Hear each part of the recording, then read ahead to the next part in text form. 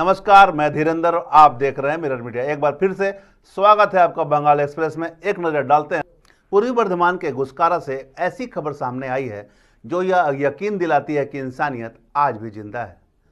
कहानी एक साधारण चाय विक्रेता की है, पंजाब शेख की, जिनकी असाधारण संवेदनशीलता और पहल ने एक असहाय वृद्धा के जीवन को नई उम्मीद दी है।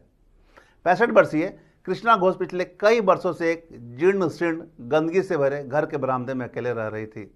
मानसिक रूप से अस्थिर इस महिला के लिए न भोजन था, न साफ बिस्तर और न कोई देखभाल करने वाला।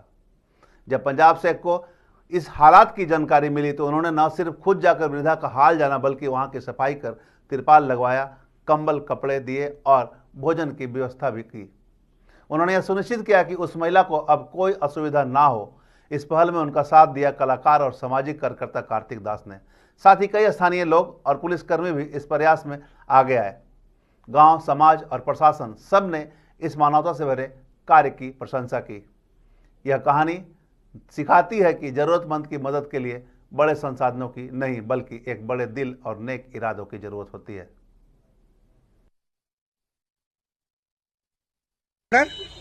মন্দিরা মন্দিরা কি মন্দিরা আমার বিয়ে হয়েছিল বর্ধমানে সামলালে যাতে ডোম আমি আমার হিন্দু মুসলমান নয়।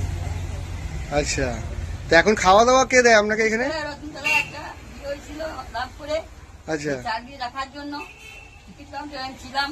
দিয়া কিছু বললে টিকিট কাউন্টারকে বললে, ঠিক আছে, বহু আমার ইচ্ছা হয়েছে আমার মোহাম্মদ।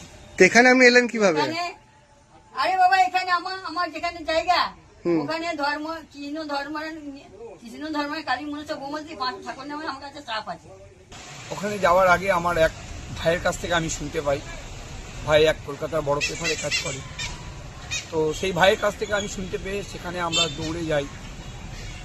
সেখানে প্রথমে আমরা কি কি কাজ করলাম, সেখানে গিয়ে প্রথমে শুনতে পেয়েছি যে যেটুকু শুনেছি, তারপরে গিয়ে দেখি তার থেকে অনেক বেশি ওখানে আবর্জনা হয়ে আছে এবং ভদ্র মহিলা বেশ কয়েক বছর ধরে একই বারান্দায় মানে সমস্তটাই ওখানে করেন, খাওয়া শোয়া বসা সব কিছু।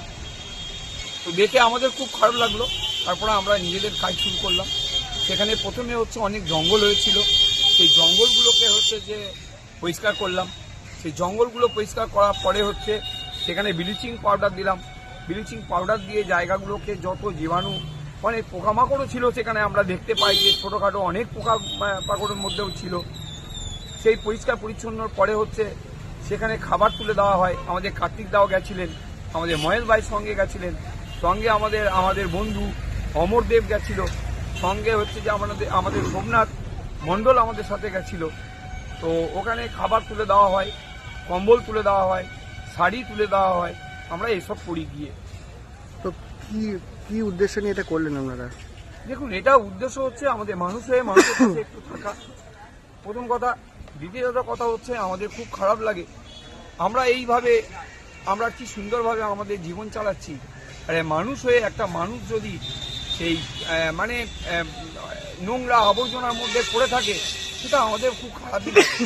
আমরা তার জন্য গেছি। তো ওই মহিলাকে কি আপনারা অবজারভেশনের মধ্যে রাখবেন? অবশ্যই চেষ্টা করব। কি কি খাবার দাবার তুলে দিলেন ওখানে? আমরা কালকে গিয়ে খাবার দাবার তুলে দিলাম। সেটা প্রথমে বড় কোটোর মধ্যে একটা মুড়ি দিয়েছি,